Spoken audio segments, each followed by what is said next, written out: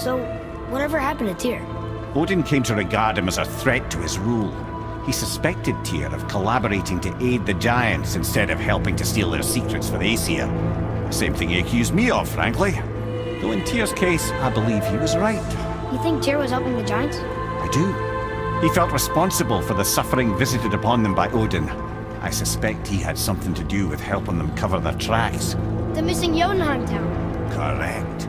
Whatever happened to it, I believe it could only have been done with Tyr and the giants working together. Hey, how's it going guys? Captain Kuba here, and today I thought it was time to clear up a misconception some God of War fans have about a mysterious character, Tyr. Many people believe the Norse God of War to be dead, and this is simply not true. For one thing, Mimir tells Kratos that Tyr was captured by Odin with the hope of extracting knowledge on how to open the gate to Jotunheim. Second of all, there's physical evidence of this. If you take a close look at the mural inside Tyr's temple, you will see an image of Odin and Thor standing over an imprisoned Tyr. We know that he's in prison because of the chains on his ankles and his neck. But how did this happen? How did the Norse God of War manage to get himself captured? This question is something the game does not answer, nor does the novel. But luckily for us, the official art book of the game lets us know a little bit of what happened here, and also why Tyr's statue is in such bad condition. This is what the book says. It's only later in their journey that the father and son realize that the statue's poor condition is not merely the result of natural decay, but also of a great battle that took place surrounding it. This conflict resulted in Tyr's mysterious disappearance and the flooding of the Lake of Nine. This realization the book talks about does not happen in a cutscene nor dialogue, but in 4 tapestries found inside Tyr's temple. If we organize the tapestries in the right order, we get a summary of the story of Tyr's capture. This is what I believe happened. Tyr helped the giants escape to Jotunheim, as we see in the first tapestry. This angered Odin and the other Aesir gods, as the giants are their sworn enemies, so they decided to wage war against Tyr. Next, Tyr took his army and met the Aesir gods on the bridge of Midgard. Here a battle took place between the Aesir gods and Tyr. As they were fighting, a giant snake appeared in the Lake of Nine, causing Tyr to be distracted. Thor and Odin saw an opportunity and started to beat Tyr senselessly, but they didn't kill him. Instead they took him to Asgard, hoping to extract knowledge on how to get to Jotunheim. As they left Midgard, the giant snake began to submerge the temple underwater. Now, if I remember correctly, Mimir says that Tyr's temple has been submerged for 200 winters, meaning that it has been 200 years since this battle took place. One can only theorize what happened to Tyr. Is it possible he escaped Asgard? I think that's very unlikely. Instead, I believe he's still locked away like Mimir was on top of the mountain. And it will be up to Kratos and Atreus to free him from Odin's grasp in the next game, exactly like they did with Mimir. I honestly don't have any proof for this theory, but to quote Brock, I can feel it in my scrot. The only thing we know for sure is that Tyr is very much alive, so please feel free to leave your theories down in the comment section below. But before I go, I just want to say that I totally recommend getting the art book of God of War. There's so much insight on the process for making the art direction of this game that I didn't think I would enjoy, but it's pretty freaking cool. And no, Sony's not paying me to say any of this. I'm just a huge God of War fan talking to other God of War fans. So if it's worth anything, the art book has the Captain Kuba seal of approval. But anyways, I just want to thank all of my awesome members. People like Mario ST, Hidenova, a mere mortal. To name a few, go the extra mile by supporting my channel monthly. If you would like to do the same, remember to click on the blue join button. I also want to thank all of my viewers and my loyal subscribers. You guys rock. But anyways, that's gonna be it for today. If you enjoyed the video, make sure to hit like and share. And if you want more God of War content, remember to subscribe and hit the bell to get notified.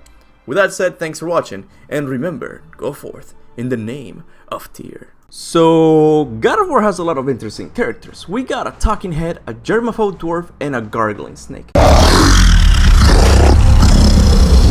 But there is one character that's straight up mysterious, one that we know basically nothing of, the Eagle. But don't fret, my friends, because I have a theory that links Kratos' journey from Olympus to Midgard with this mysterious eagle. Okay, let me stop being cocky and give credit where credit is due. First, I did not come up with the original theory. A channel called Mythology and Fiction Explained did, but I thought his evidence was a little weak. And I would also like to give credit to a channel called Yegat Review for a small interview he had with Corey Balrog, where he revealed something important about the eagle. Both of their links will be in the description below. Now, much like Plato synthesizing Parmenides and Heraclitus' philosophies, I have to synthesize both of these channels' information for a complete theory. Now, we have to keep in mind that the God of War games are loosely based on the mythologies they are borrowing from, so the developers usually look for characters that are somewhat mysterious and ambiguous to better fit the story. For example, Kratos is linked to the Norse character named Farbuti, whose conception came about by looking at fire. It doesn't get more ambiguous than that. But back to the theory. I naturally typed Norse mythology eagles, and some of them came up. There's the one that sits at the top of the Yggdrasil, there's Thiazi, who almost kidnapped Loki, and lastly there's an eagle that blows a horn before Ragnarök begins. None of these fit the bill, but there is one that does, Herbalisser. There's basically nothing known about this eagle, aside from 3 facts, and they all help my theory. Fact number 1. The eagle has the power to control the winds of the earth, and when you do get close to it, you can see the air around it suddenly get more agitated, so that could be it, but as I said before, this piece of evidence is a little weak. Fact number 2. The eagle is a giant in disguise, and this one's kinda funny because it's a giant eagle. It might also explain why it didn't attack us, since our heroes are in the business of kicking Aesir butt and the giants hate the Aesir for nearly exterminating them. And fact number 3, the eagle's name can be translated as corpse swallower, and this is the point I want to build my theory on, but let's put a pin on that for a second.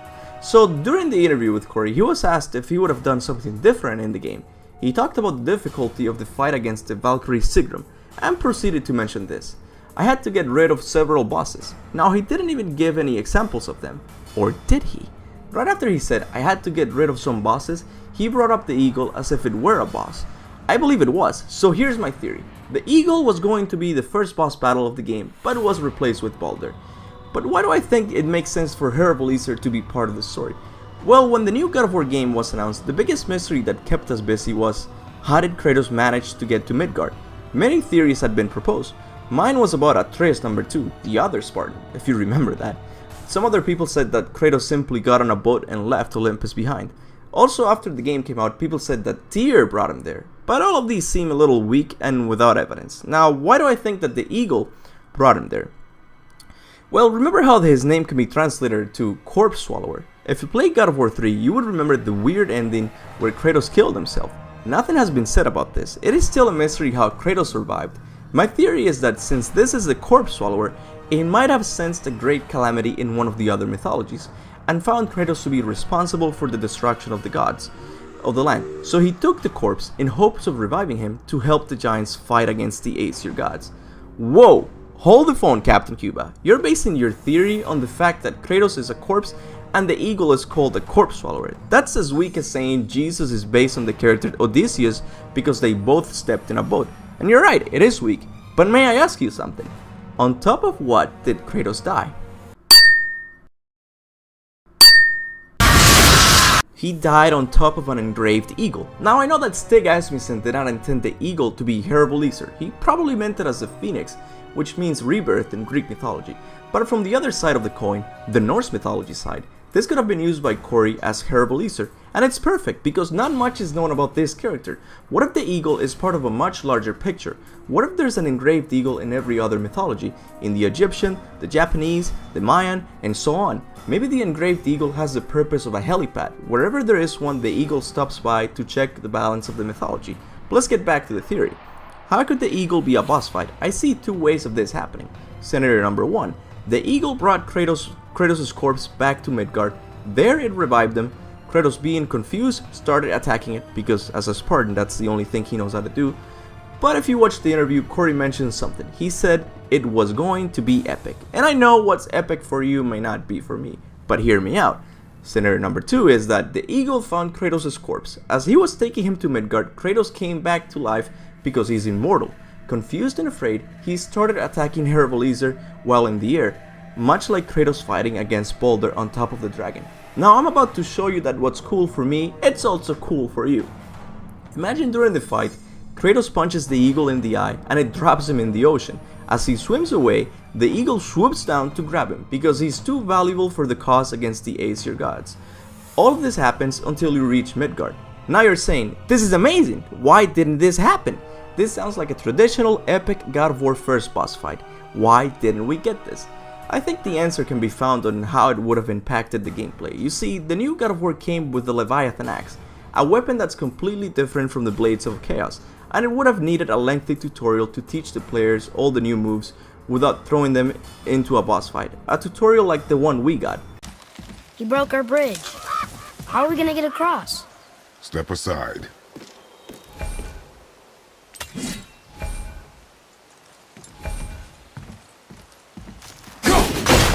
Wow. Go. Also, if the eagle would have attacked Kratos in Greece, he wouldn't have any weapons because he had dropped the blades of exiles before dying. You may think he probably just picked them up and fought the eagle with him, and that's why he has them in Midgard. But hold on, these are not the blades of exiles. These are the blades of chaos, the ones we lost in God of War 1. These blades have been lost for years. So what I'm trying to say is that from a gameplay perspective, it wouldn't have made sense having Kratos fight an eagle bare-fisted. There is also the other probability of why it was cut, and Kratos can summarize it with one small sentence. Everything is different, boy. You see, like it or not, this is no longer the God of War of the old days. The boss battles are not about giving Kratos a scenario to show off his Spartan moves. Every boss fight is justified by the story. Yes, it would have been cool to have the eagle sit along other epic first bosses like the Hydra, the Colossus, or Poseidon, but instead we got Kratos chopping down a tree, navigating a boat, and teaching his son how to shoot an arrow. Clear your mind. Steady your aim and breathe in. I got it. Good. In a way, this intro is epic too? But no, it's not. I wanted to fight a giant eagle. No, but seriously, the question of how Kratos got to Midgard has always puzzled me. None of the other theories seem to make much sense anymore. And I think this theory answers the question in a manner that's probable and reasonable, but what I think don't matter. What do you guys think? Does this make sense? Should we start signing a petition to get the eagle as a boss fight? Yes! Leave a comment below with your thoughts about the theory. If you liked it, give it a like and share it with your friends. Also, I have a few other theories you might enjoy, like who blew the trumpet during the game, why do humans turn to Hellwalkers, and Sigmund and Gunther discovered in the game. And that's it for today. Thanks for watching. Goodbye.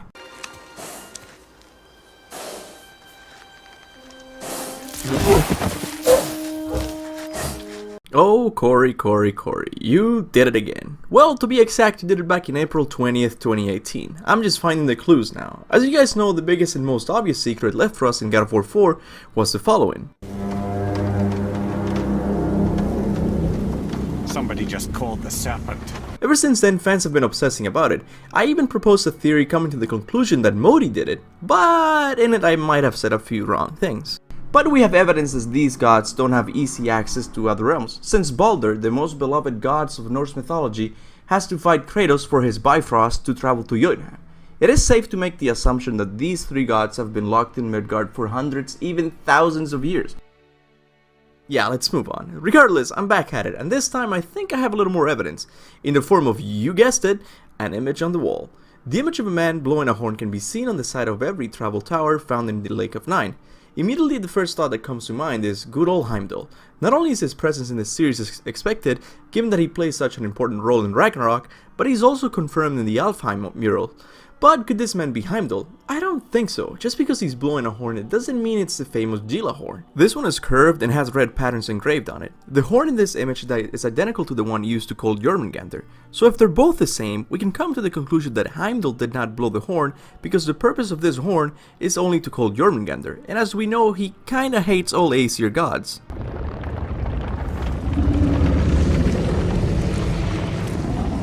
Now that we know that these are in fact the same horns, we have to answer the most important question: who's the man blowing it? Let me quickly dismiss Mimir as a candidate. Yes, I know he's the only one we see blow it, but I don't know how he does it though without lungs. But it's true, so far he's the only one who has communicated with Jormungandr. But there's a problem. The man on the image has a body, and no, I don't think the mysterious measurements Brock performed on him were meant for a new body. As we know, Brock and Sindri only deal in weapon making, with the exception of that squared key looking thing. Also, Mimir serves as a portable tour guide. I predict he'll always be just ahead. That's what makes him unique to other characters. But don't worry, I'm planning a Mimir video trying to explain more about his purpose in the series. But now that Mimir is out of the picture, literally, I want to propose two theories as to who the man in the picture is. First in line is Tyr.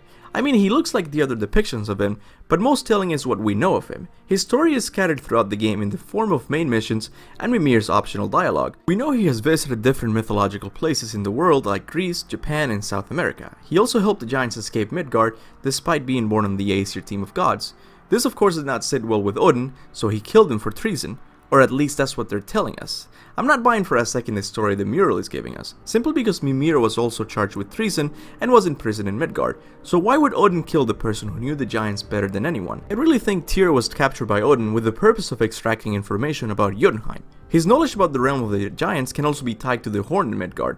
Essentially, he and the giants became best buddies, allowing him to learn their language, just like Mimir. So it doesn't come as a surprise if he were to escape Odin's torture to talk to Jormungandr, a giant. But just because we see him summoning Jormungandr, it doesn't mean these two events are the same. We know Jormungandr appeared in the Lake of Nine 150 winters ago, and Tyr was captured by Odin afterwards. The image on the wall might be depicting a past event in which Tyr spoke to Jormungandr. Maybe that conversation inspired him to help the giants escape. Since 50 winters after Jormungandr arrived, the Jotunheim tower disappeared. So bottom line, those are my tiered theories. It could be an image from the past, or it could be an image from the future. But let's be honest, a theory from the future sounds better. So let's tackle the future Atreus theory. The first time I uploaded my horn theory, my comment section was filled with comments saying it was Atreus from the future. That's because, as I've said before, time is finicky in this game, and we know Atreus hasn't reached his full potential, so time travel might be on his list of powers. But how can I tie him to this image? Well, as I've said before, I'm 100% sure the horn in this image is the one used to call Jormungandr, so that much I know. And the man in the image looks like Tyr, but there's a little interesting detail. The man in the image has the horn wrapped around his shoulders. This wouldn't be a problem if it was smaller, but as we see in the actual horn, no man is big enough to wrap it around his shoulders, unless he's a giant. And who's the only giant we know who can communicate with Jormungandr? Look! I have an idea! Boy? Well done, boy. I'm not saying Atreus will literally rip the horn from Tyr's temple. I think as we come to the conclusion that a giant man is blowing the horn, Atreus becomes our main candidate, because as he said before, not all giants are giants, it's just a race, and he fits the bill perfectly. Giants are just a race, like elves and Holgerfolk. It doesn't mean they're big. What of the world serpent? Okay, in that case, giant also means big. But like I said before, I'd really think it could be either Tyr or Atreus from the future. What do you think? Perhaps you think it's someone else? Leave some comments below to engage in a fun and nerdy conversation. On a side note, I think this is my last video before I reach the 10,000 subscriber milestone. And you know what that means, so leave a like and share the video to get there faster. And hey, if you like God of War videos, consider subscribing. And that's it for today. Thanks for watching. Goodbye.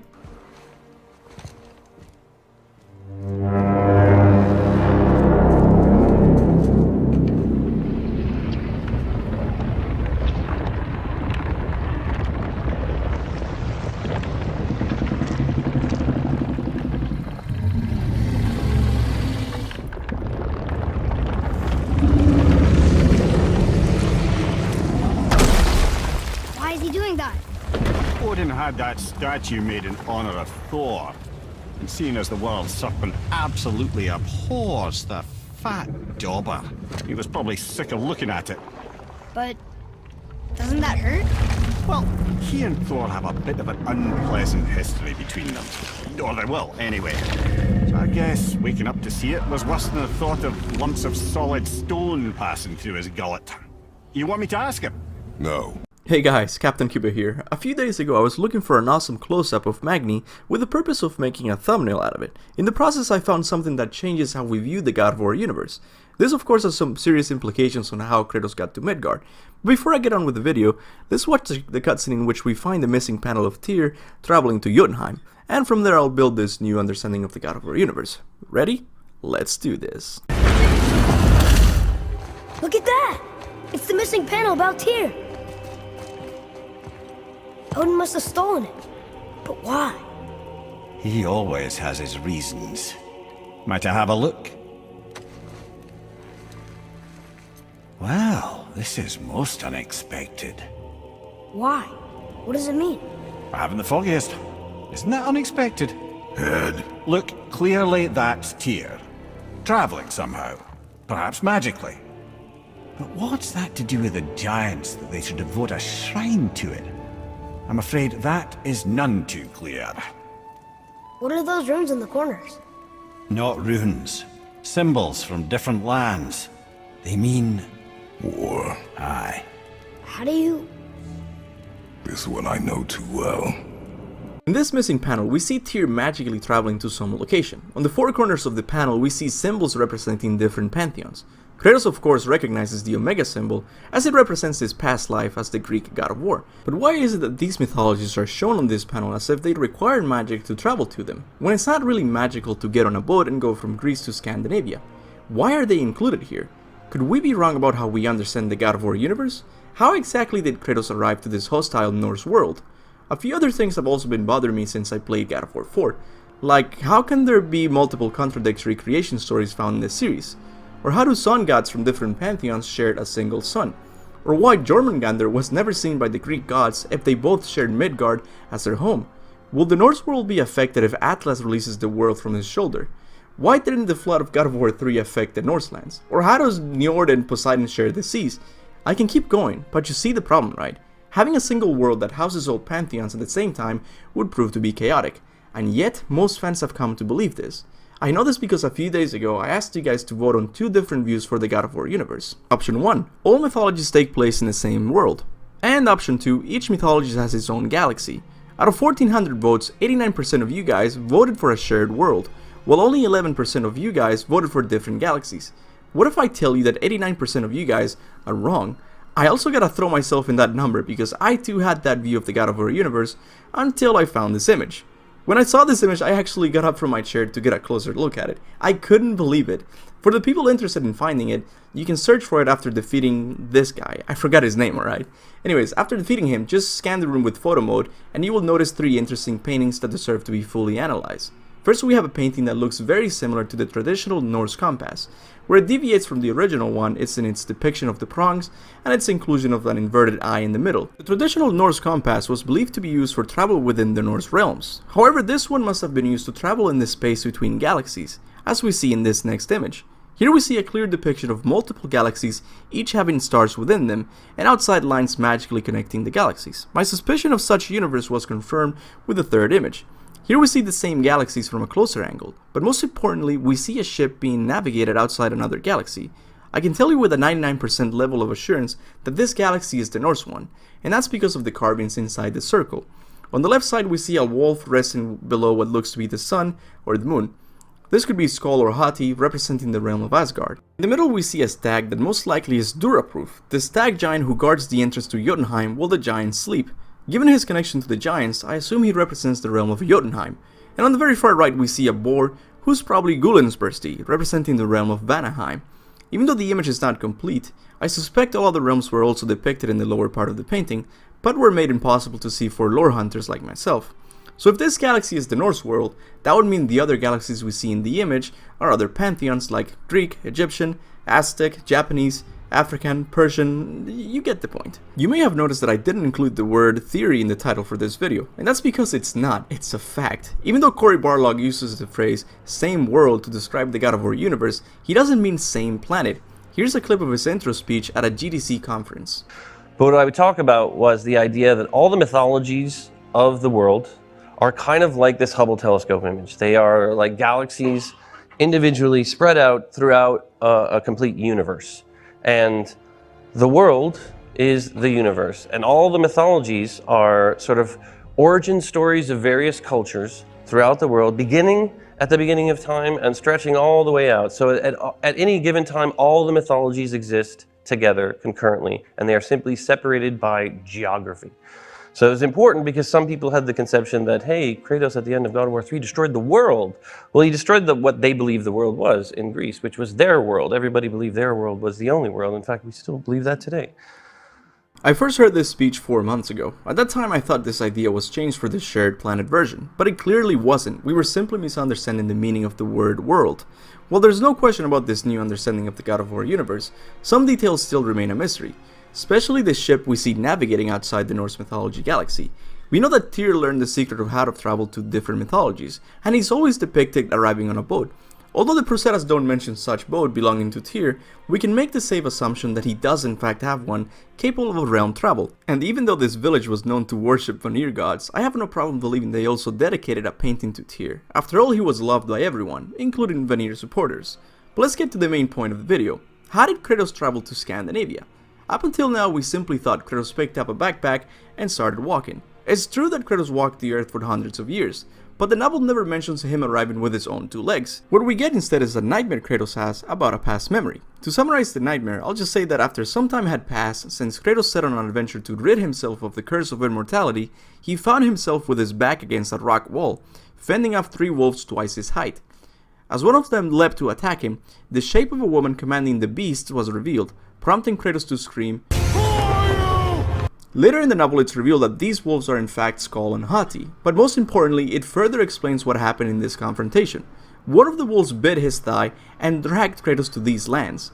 We know this because Kratos confirms it in the next line. This makes me come to the conclusion that the mystery woman is Faye, because we see from the tapestry in Tyr's temple that both Faye and Tyr knew each other, so most likely he taught her how to use the doorways that lead to other pantheons. So she used that knowledge to bring Kratos with the purpose of helping the giants defeat the Aesir gods at the start of Ragnarök. By now you must be wondering about Mimir, and I gotta be honest, Mimir poses a bit of a problem with this view of the universe. He says he traveled north until he reached the Norse lands. He also seems to know a lot about the Greek pantheon. So does Freya, by the way. You will never change! And you do not know me. I know enough. Does he? Right now my best theory is that Mimir traveled from within the Norse Pantheon galaxy. As to his knowledge about Kratos' past deeds, I can say that he might have known the person who brought Tyr the vase depicting Kratos' genocide. Even though Mimir poses a small inconvenience at the moment, the evidence for the world with multiple galaxies housed in different pantheons is too much to be overlooked. Think about all the problems I brought up at the beginning of the video. Different creation stories, the shared sun dilemma, Jormungandr not being seen by the Greek gods, Atlas affecting other pantheons if he releases the Earth, and many more. These issues can easily go away if we think of each mythology as a different galaxy within the God of War universe. But after all this explaining, I could have simply showed you guys the cutscene where Freya confirms it. I need 2 more things. Fresh red root grows just behind the house. Can you pull a cluster?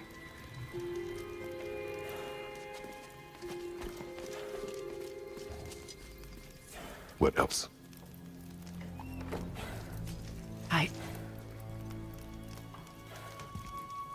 I know you're a god. Not of this realm, but there's no mistaking it. Yeah, I don't know how I missed it either. But anyways, I tried explaining it to the best of my abilities. If you have any questions, please leave a comment below, and I'll try to reply as soon as I can.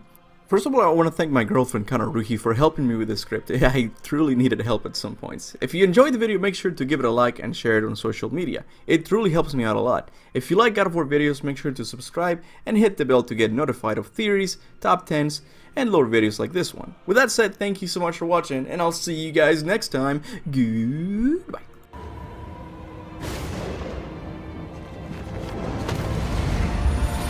This is incredible!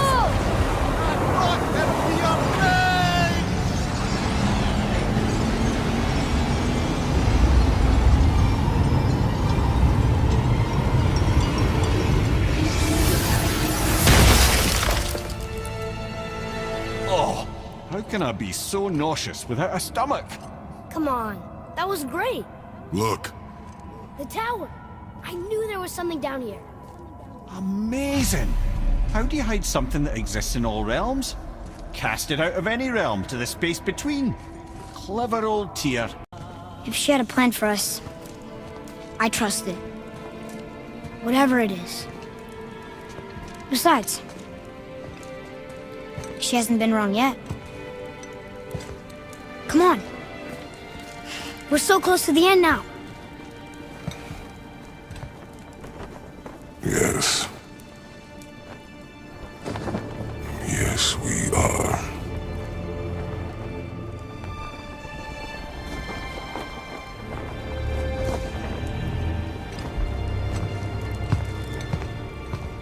Hey, how's it going guys? Kaptain Kuba here. So today I got a very special video for you. I'm finally gonna talk about the last panel of the Jotunheim mural.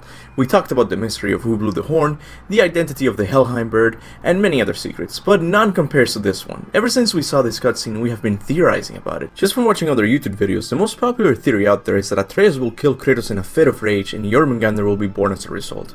Some fans have interpreted Kratos' line of saying, "Yes, we are close to the end," to mean he thinks the corpse in the image is depicting him. But is that really what he's thinking in the cutscene? Well, thanks to the official God of War novel, we can know exactly what he thought about the mural. This is what the novel says. Kratos' gaze lingered on the final image of the mural, a fragment only partially intact. It showed an enigmatic image of the boy holding a dead body, gazing up at the sky, weeping and cursing. The rest of the fragment had been destroyed, making the identity of the corpse an eternal mystery. Yes, we are, he said in a distracted voice.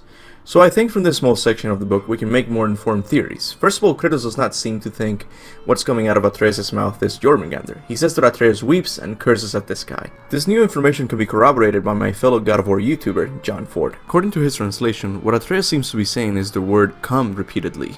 So who is Atreus screaming at? Someone in Asgard? Odin? Thor? Whoever it is, I'm sure that person is somewhat related to the death of this man. But who is this man? According to Kratos, he doesn't know either. He calls it an eternal mystery. I'm sure he came to this conclusion when he noticed that the man in the mural had his left side facing him, meaning he wasn't able to see his red tattoos like all the other images depicting Kratos. This was done on purpose by the developers to make us think it's Kratos, but in reality is someone else. The only thing that can make us come to the conclusion that this is Kratos is Atreus' sadness toward this man's death. But what if there's someone else he looks up to? Maybe another god of war? More on that later. There's also nothing in the image that can definitively point to it being Kratos. We can't see the Leviathan axe, nor the Blades of Chaos, or even his red skirt.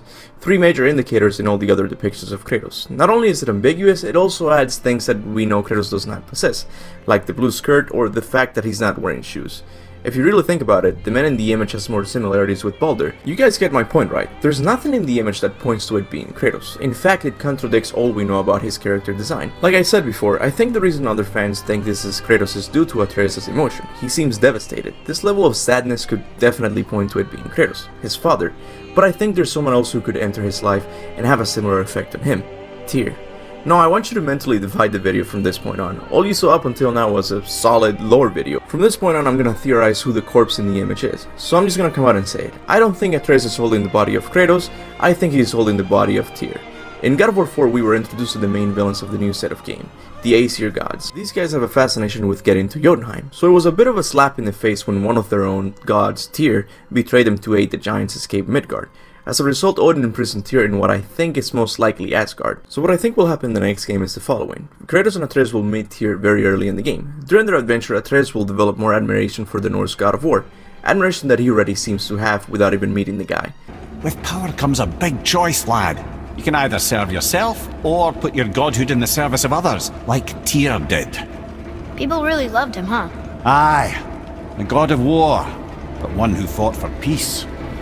Had a reputation for being heroic and lawful, using his power and knowledge to stop wars rather than start them. So there are good gods. Once in a moon it's been known to happen, yes? Now by the end of the game he will be given a choice to save either Tyr or his father, a choice that will be difficult to make since he looks up to both gods of war, but ultimately chooses his father.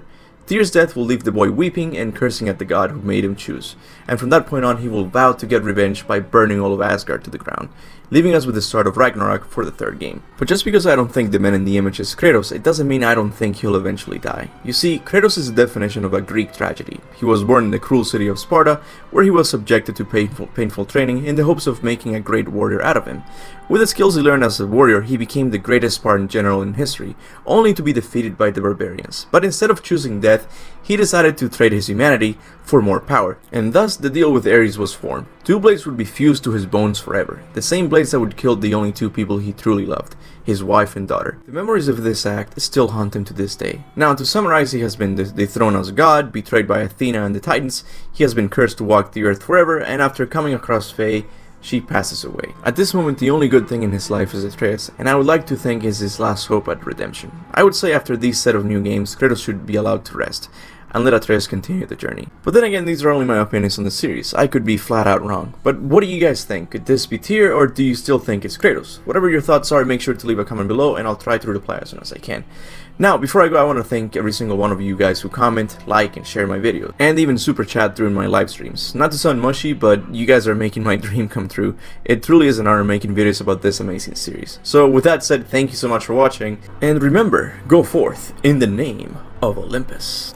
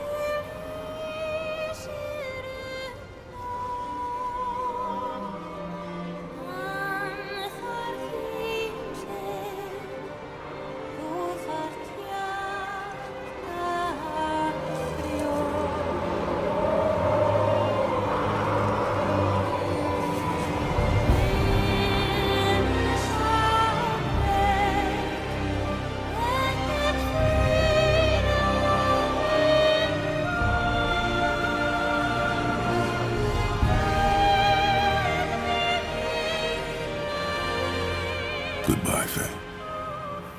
I love you, Mom. The giants. They really are all gone. There's nothing for us here. Hey, how's it going, guys? Captain Kuba here, and today I will try to provide an answer for an age-old God of War question. What happened to the giants in Jotunheim? This question has been bothering me since I played the game for the first time, and today I suspect I have a valid answer. But first we have to understand why this is an important question to begin with. Many years before the events of the game, Tyr managed to help the giants escape the wrath of Thor by taking them to Jotunheim, and also hiding their tower in the realm between realms. So if the giants made it safely into Jotunheim, why are they all dead? After all, the only enemies the giants had were the Aesir gods, and they couldn't get into Jotunheim by any means known to them. So what happened to the giants? Some fans have proposed the idea that the giants simply died of old age, but this can't be the case. If you look closely at their bodies, you will see most of them have weapons near their hands, and even their blood splattered on the mountains. Clearly a battle took place in Jotunheim, and the giants lost. But who were they fighting? Not only do I believe they were fighting the Aesir gods, but I believe they were fighting the famous Ragnarök battle. As evidence, I would like to remind you that the only context in which all the giants die in Norse mythology is during the Battle of Ragnarök. But how is this possible, since Baldur's death signified the start of Fimbulwinter, followed by Ragnarök? Well, do you remember what Mimir told Kratos when they went to Helheim? Here, I'll play it for you again. Time doesn't move the same between all realms, especially where the spirit world is concerned. Like the light of Alfheim. The opposite, in fact. The Lake of Souls feels faster than Alfheim time, but Hell is much slower than Midgard. Sorry, I'm sure that's confusing. So apparently time is experienced differently in each realm. The same applies to Jotunheim. When Kratos and Atreus return to Midgard, Mimir says the following. Before we return to Midgard, I should warn you. More time has passed than you likely realize. So if Mimir thinks more time has passed since Kratos and Atreus went to Jotunheim, then it means time passes faster in Jotunheim than it does in Midgard. We don't know exactly how much faster, but as an example, let's just say that 20 minutes in Jotunheim equals to 4 weeks in Midgard. First of all, this means that time travel to the future is possible in the God of War universe. For a funny example, imagine Atreus is looking forward to the release date of Cyberpunk 2077, but sadly he has to wait a full month until the game comes out. Now he could wait a month in Midgard until the game releases, but if he really wanted to play the game that same day, he could simply go to Jotunheim for 20 minutes, and when he returned to Midgard, a month would have gone by without him noticing. But how does this apply to the dead giants in Jotunheim? Well, this is where it's going to get confusing. I believe the Jotunheim we went to is the Jotunheim from the previous timeline, the one where Ragnarök already happened. This would be the famous fight in which Jormungandr was sent back to the past. This would change how we view the mural at the end of the game. Instead of thinking the mural predicts the future, it could be that it's simply telling the story of what already happened from the giants' point of view.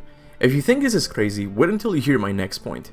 I believe Kratos and Atreus arrived in Jotunheim only after a day or two had passed since the Battle of Ragnarok had taken place.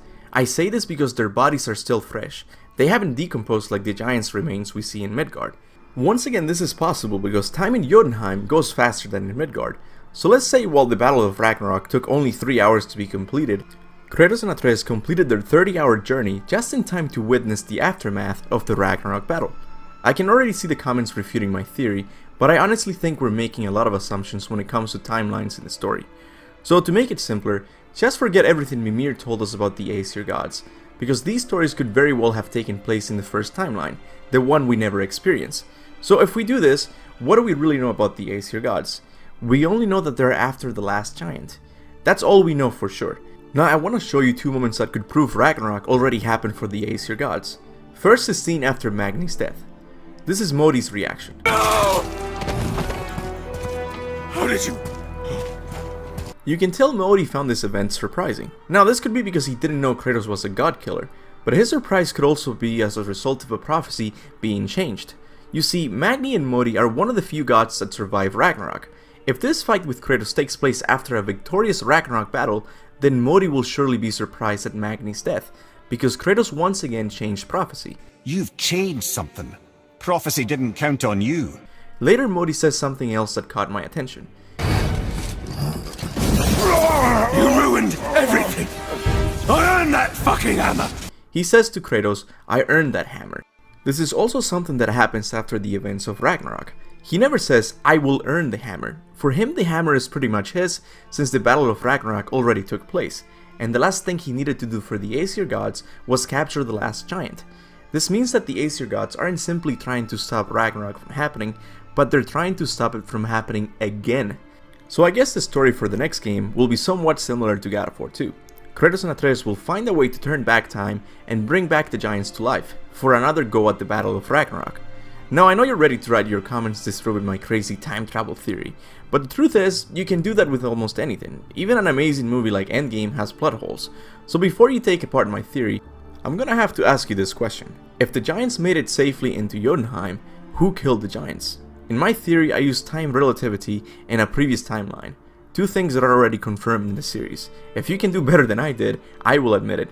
Hell, I'll even make a video explaining your theory. Now, as the final nail in the coffin, I'm going to show you a video in which Cory Barlog responds very suspiciously to his future plans for the theme of time in the series. There's such a big theme about time, and I don't know if I fully understand it. I gotta like beat this game like 5 more times, but it's, you know, Atreus or Kratos going into the light and the time being different, and then Mimir has a line about Helheim moving slower than Midgard, and I'm just wondering. And then of course the end when Thor comes and it says years later. It's just all these elements of like, well, you know, time moves differently in places. And I want to like dive deep into that, but I don't know if that's like setting up things to come or. Yes, it is. That's what I figured. Yeah. There's So a bunch of track. stuff when the World Serpent talks. You have to rely on Mimir. Yeah. As giving you all the information. And he totally doesn't. Yeah, we don't know exactly what he's planning, but if my theory is correct, then it means time will be attached to realms differently. How this will work out remains to be seen. Cory Barlog might just change the way in which we talk about time travel. So what do you guys think? Is it possible Kratos and Atreus stumble across the aftermath of the Ragnarok battle, and that's the reason why the giants are dead? Or do you think something else happened to them? These are interesting questions that you can tackle in the comment section below. As always, I want to give a big thanks to all of my channel members. People like Stefak, Ron Solo, and Reap210, to name a few, really go above and beyond to support the channel. I would also like to thank all of my subscribers for their support. This channel would be nothing without you guys. So if you liked the video, make sure to hit like and share with fellow God of War fans. And as always, remember, go forth in the name of Olympus. Oh, feels like a lifetime ago. Bit drafty, maybe. It's a right improvement over having tree bark in your tadger. Time to rest. I'm gonna sleep through winter.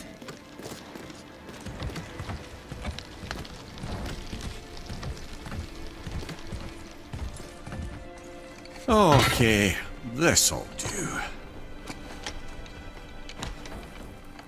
Sleep. Way ahead of you.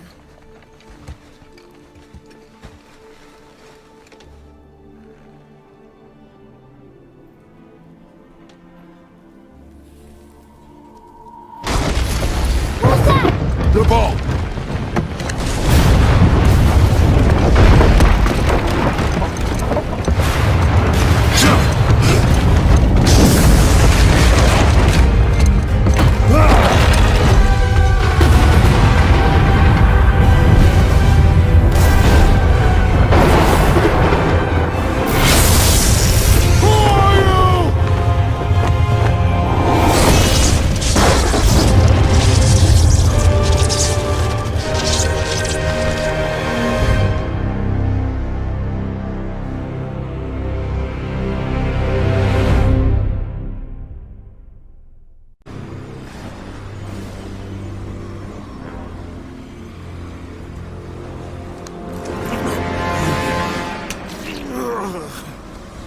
You disappoint me, Spartan.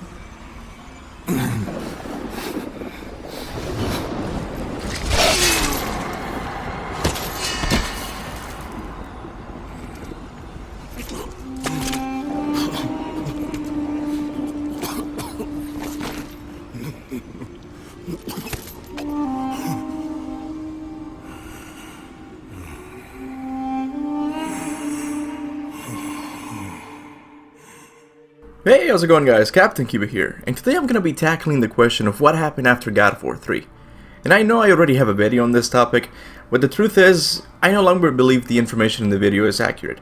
Regardless, this question will be fully answered whenever the Fallen God comic book releases. But until then, I thought it was a good idea to compile all the information we have on this topic. The sources I'll be using is the God of War novel and the game itself.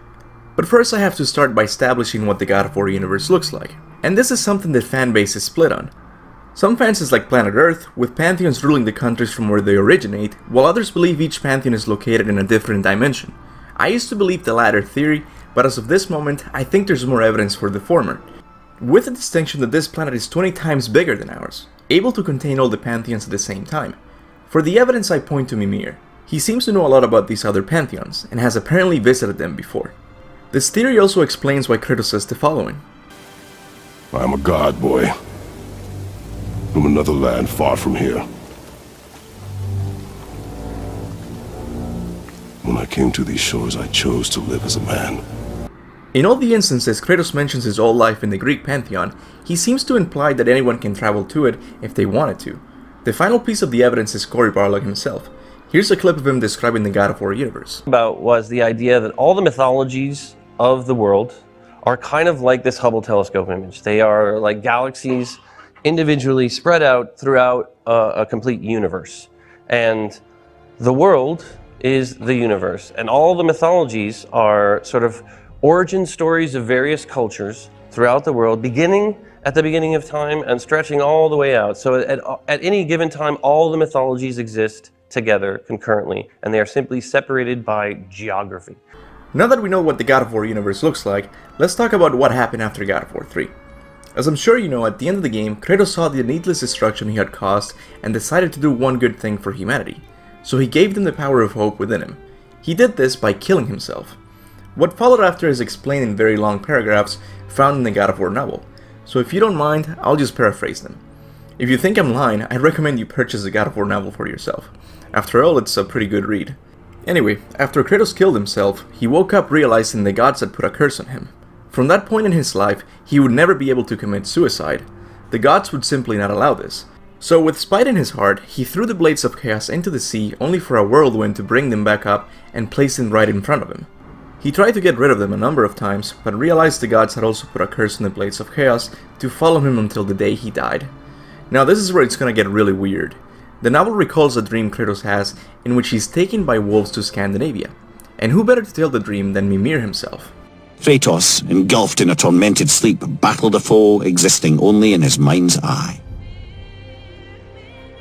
Kratos held a defensive stance, his back against a rock wall, his blades out to defend himself from a trio of yowling wolves twice his height. One black with verdant eyes, one white and the third grey. The black beasts seemed to be the alpha, assuming the most forward position. A beardless god of war, clad in the clothes of his life in Greece, slashed his blades of chaos to keep the predators at bay. But his actions failed to discourage their assault. Kratos realized he needed to bring down at least one of the wolves if he hoped to survive their onslaught. The The white wolf advanced as if on command. The movement revealed a woman behind the beasts, clad in a long cloak and cowl obscuring much of her face. A raised arm sent all three creatures airborne to attack. "Who are you?" Kratos screamed with all the force he could muster, just as the black wolf ripped into his thigh to drag him away. So while Kratos was wandering the earth, he came across three wolves and a woman. The woman commanded one of the wolves to drag Kratos to the land of the Norse gods. Now, what's odd about this is that we never learn who these characters are, but later in the novel is heavily implied that at least two of the wolves are Skoll and Hati. On the opposite wall, a massive mural of two wolves perched on a rock outcropping amidst a dense forest snared their attention. "It's the wolf giants, Skoll and Hati," Atreus pointed out. Kratos stared at the beasts with a shiver of recognition.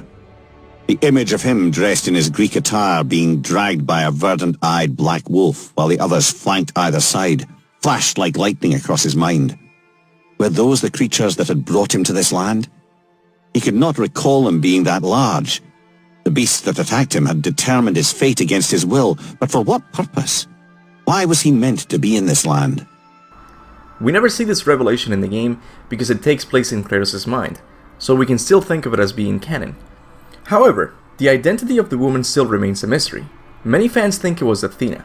They come to this conclusion because she's still very much alive and is most likely planning something to become the only deity in the universe. But I think the more likely answer points to Faye.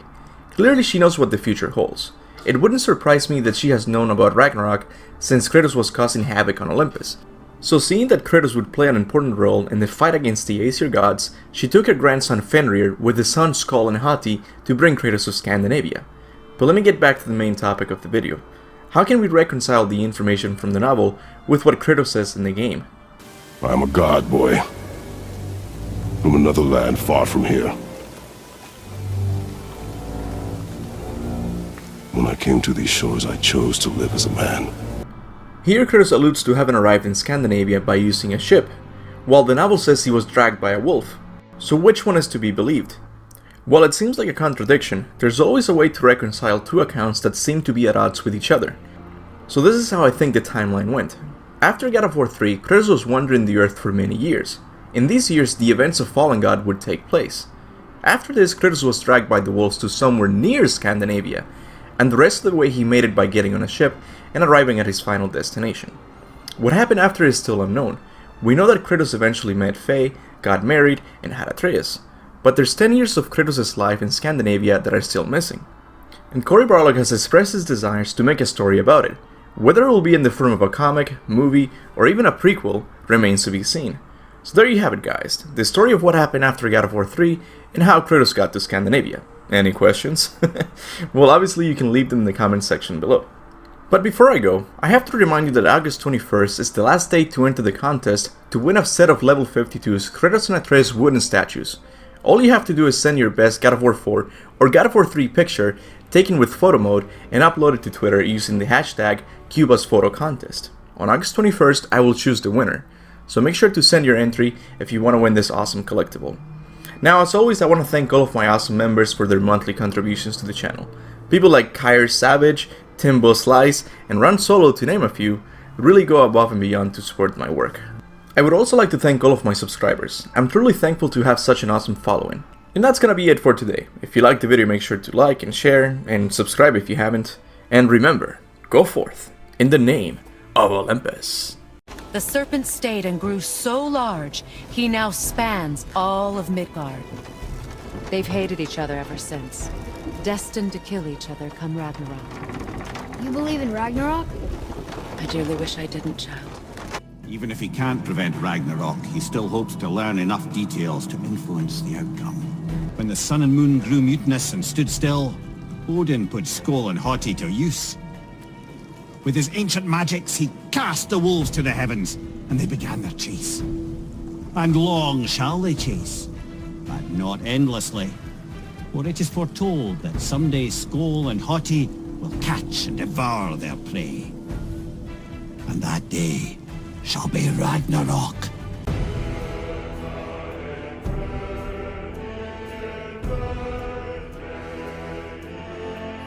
Hey, how's it going guys? Captain Kuba here, and today I thought it was time to expand on the topic of Ragnarok. Yesterday, while continuing my Give Me God of War playthrough, I found something huge that I think will happen in the next game. Not only do I believe Modi is still alive, but I believe he will join the Giants in the fight against the Aesir gods. I know, this is a crazy claim, but I have proof. It all starts with the first mural we find in the game.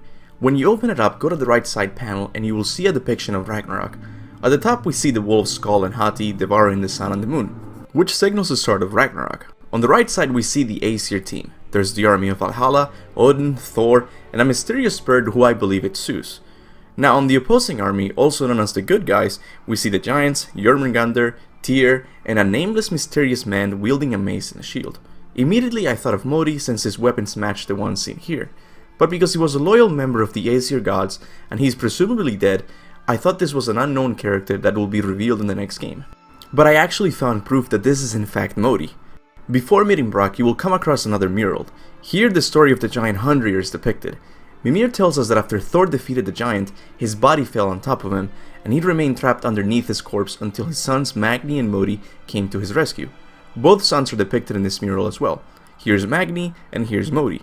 I know this because I actually translated the runes into English.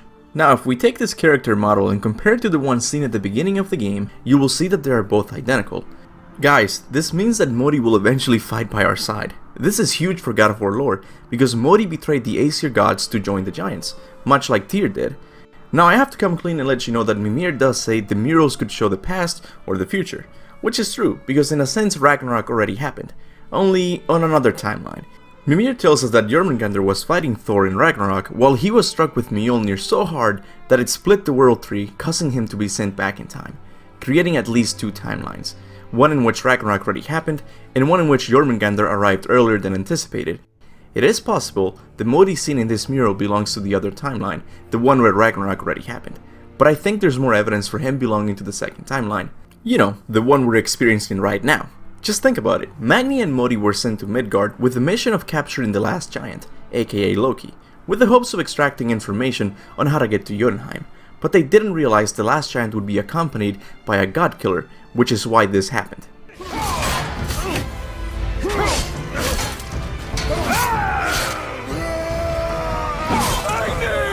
After Magni's death, Modi went back to Asgard to tell his father what just happened. Thor was disappointed in his son's failure to kidnap the last giant, so he beat Modi to a pulp and then exiled him from Asgard. Thor, blame me. Me, for what you did to Magni. My own father called me a coward. Next we see the interaction where Atreus kills him. But is he really dead? I never thought he was, because technically we only see Modi being stabbed in the neck and then kicked down a cliff. To an ordinary human this would be more than enough to kill him, but Modi is a god. He survived a beating from Thor himself. Why are we assuming a knife wound would kill him? Not only that, but Modi also had an off-screen death. This is a common movie trope in which a character's fate is left ambiguous by not showing their body. Almost an identical example to Modi is Darth Maul. At the end of The Phantom Menace, Obi-Wan cuts Darth Maul in half. We see his body separate as he's falling down a seemingly bottomless shaft. Up until Clone Wars, Star Wars fans thought Darth Maul was dead for sure, until he re-emerged again with a robotic midsection. If we compare Darth Maul's supposed death scene during The Phantom Menace to Modi's supposed death scene in God of War 4, you will see that they are almost identical. This is a much better knife than Mother's.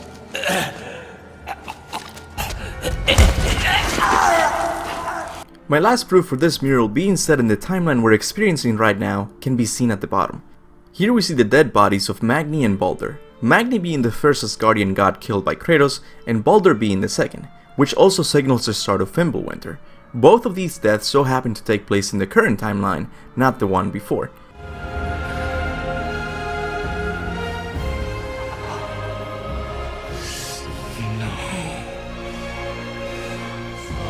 And as a bonus, I have to remind you that Modi was looked down by the Asgardian gods because he didn't have beautiful blonde hair like his brother Magni. In other words, the Asgardian gods were discriminating against Modi for being different. All the more reason to betray them and join the Giants. How this will happen, I'm not sure. He might even be our enemy for the first half of the game, but at the end he will realize the Asgardian gods are the ones to be stopped. So there you have it guys, I am 100% sure we will see Modi again, and he will most likely help us defeat Thor and Odin during Ragnarok. at least if this mural is to be believed. But what do you guys think about this foul-mouthed god helping us take down the Asgardian gods? Whatever your thoughts are, make sure to leave them down in the comment section below. As always, I want to give a big thanks to all of my members. People like Timbo Slice, Crazy Pistachios, and Wyatt Clark, to name a few, really go above and beyond to help the channel stay alive. Another way of supporting the channel is by checking my merchandise store. You might find something you like there. I also want to thank all of my subscribers for liking and sharing my videos. Recently I got to 30,000 subscribers, and it couldn't have been done without any of you guys. With that said, thank you so much for watching, and remember, go forth in the name of Olympus.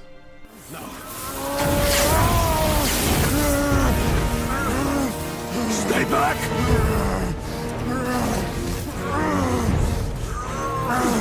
No!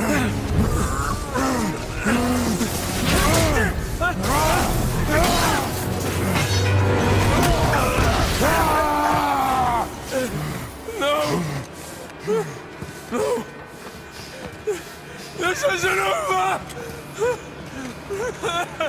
Hey, how's it going, guys? Captain Kuba here, and today I'm finally going to talk about the mystery regarding Magni's death. Now, for casual God of War players, this may seem like I'm reaching for a video topic, but right after we kill Magni, Mimir has this mysterious conversation with Atreus. Hey, I just realized. Magni didn't come back to life. That is interesting. It's known the Aesir find their own way to Valhalla. No Valkyrie escort, no processing at the gates of Helheim. That may be significant. Boy, I tell you, Cory Barlog did not hold back with all of these story threads for the next game in the series. I honestly can't wait to see him apply this philosophy of storytelling to a new game of his own. But until that day comes, we still have to talk about God of War. Anyway, with this conversation, Mimir seems to indicate there's two ways to enter Valhalla. For humans, they can only come through the Valkyries, but for Asgardian gods, their trip is much easier. Mimir says that after death they simply come back to life and find their way to Valhalla. Basically, Asgardian gods have a VIP pass to Valhalla. Now, Mimir doesn't really explain how these gods come back to life. Luckily for us, there's already something in the game that resembles this power: resurrection stones. Now, I'm not saying there's a resurrection stone in Asgard that brings their gods back to life, but I believe it's possible the Asgardian gods have an item with very similar magical qualities, and that's the reason they can come back to life. Assuming this theory is correct, I have to make another theory as to why this resurrection item is not working, which results in Magni staying dead. And that's where I believe Odin comes in. I believe Odin has broken or disabled this resurrection item for fear that it might bring Kratos to Asgard just in case he dies. I believe his fear is justified since Kratos destroyed an entire pantheon years back. So the last thing Odin would want to do is bring Kratos to Valhalla, which is located in Asgard, the realm he rules over. But how is this even possible? Odin doesn't know about Kratos, right? Well, he's never had a conversation with him or even know much about his past. But he does know that an ashen and red tattooed warrior will play an important role in this unfolding story. When visiting Jotunheim with Tyr, Odin saw the murals depicting Kratos. Odin effortlessly set the details of the tapestries and triptychs to memory. The final triptych was the most remarkable, as he had not yet heard this tale foretold. He glimpsed the visage of an untamed warrior, accompanied by his son, traveling towards a mountaintop. Odin was only able to spy this forbidden knowledge for a moment. He had been spotted by one of the council. His ruse had been discovered, and the alarm had already been sounded. Now, thanks to God of War lore and legends, we know that Odin and Tyr went to Jotunheim 170 years before the events of the game. After some years had passed since his visit to Jotunheim, Kratos on the other side of the world was victorious in defeating an entire pantheon. Odin must have heard about this warrior of legendary status, and remember he saw him many years back depicted in the mural of Jotunheim. So once Kratos arrived in Midgard, his ravens informed Odin about it, and he started to panic. Thinking that Asgard would suffer the same fate Greece did all those years back, he locked all entrances to his realm. This is why Kratos can't travel to Asgard using the travel room in Tyr's temple, or the reason why Magni didn't come back to life. Odin would rather have a dead grandson than have Kratos reach Asgard only to destroy it. Also, ask yourself this: why would Odin corrupt the Valkyries if they're the only means he has to grow his army in Valhalla? It just doesn't make any sense. The bigger his army is, the better chances he has at surviving Ragnarok. The book lore and legend seems to indicate Odin corrupted the Valkyries with the purpose of making them soldiers in his army.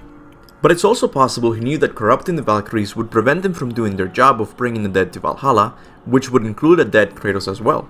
Now, any other human brought to Valhalla would be happy to serve the Allfather by fighting in Ragnarok. But Kratos, on the other hand... I serve no one. Bringing him to Valhalla would result in him rampaging his way out and maybe even destroying all of Asgard, just like he did to the Greek realm. At first his plan worked because soon after the Valkyries' corruption, Hell was overrun with the dead. But it backfired in the long run because the Valkyries now hate Odin for corrupting them and will most likely take Kratos to Valhalla if he happens to die in the next game. I know this theory requires a lot of unproven assumptions for it to work, like the Asgardian item that brings gods to life. But I do find it very interesting that all 3 entrances to Asgard are locked.